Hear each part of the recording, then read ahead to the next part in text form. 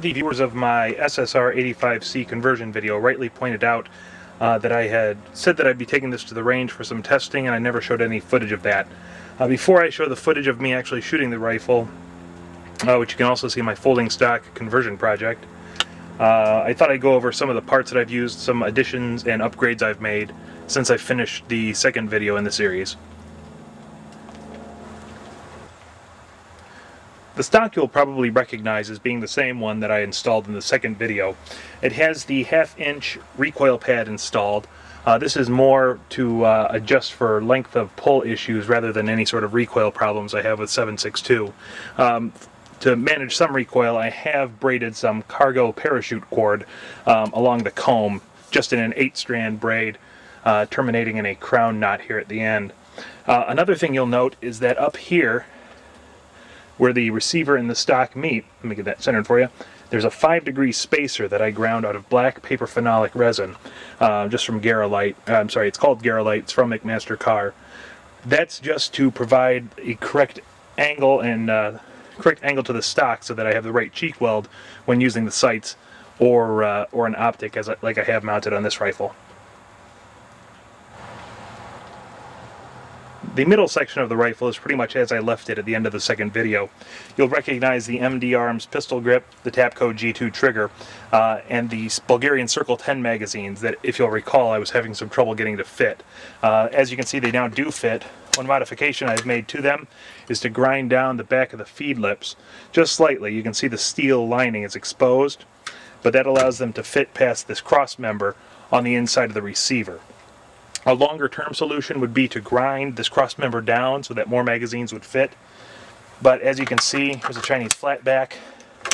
That fits with no modification. Here's a Hungarian 20-round AMD 65 mag. It also fits. This one had to have some of the back ground down. The rest of it was just polishing.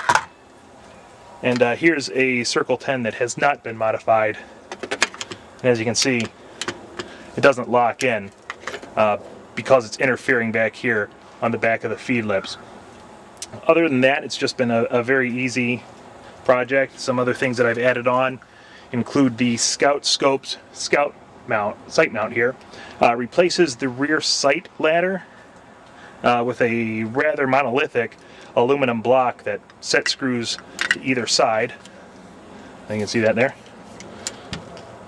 And then I have modified mine to get rid of the set screws that hold the rail to the block, and I've just used some thumb screws made out of stainless steel that I've blackened with some stove paint. And then this is wearing a Primary Arms micro dot, favored red dot of mine.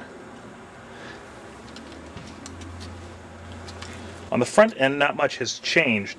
Early pictures I took of this, I had an Ultimac rail just sort of hanging in place. One thing I found is that the straps that come with a normal Ultimac rail system do not fit around the heavier barrel of the SSR-85. So I had to scrap that idea. That's eventually what led me to use the Scout Scopes mount. Excuse me.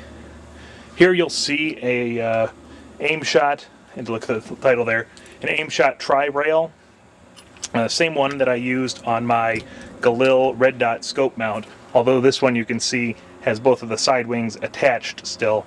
I've got some rubber rail protectors there to keep me from shredding my hand when I go to operate the sling or the flashlight. The flashlight itself is a Leapers, I believe it's called a SWAT Force, UTG or UTG SWAT Force flashlight, over 100 lumens. Very bright, it's made entirely out of machined aluminum, and it seems very tough. And if I'm not mistaken, it is also P60 compatible. So if you're a flashlight fanatic and have a few extra modules, it's actually a nice little body if you're looking for a project. Up front, I have a Tapco slot brake that my muzzle brake comparison showed to be fairly effective in controlling recoil and muzzle rise.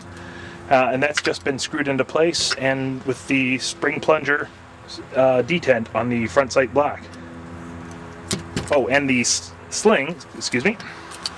I don't know if the sling is Surplus or if it's a replica by Surplus Steve, but it is a very heavy duty canvas. I like it very much. The hardware is all steel, and there's some leather hardware here at the back, but it's attached using the normal attachment point up here in the front and then in the back. It's attached using a quick detach push button sling swivel.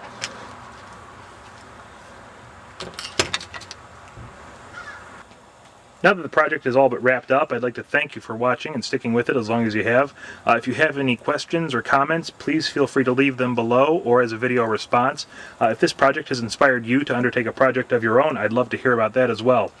Once again, thanks for watching, and check out my other videos for some other fairly interesting gunsmithing projects.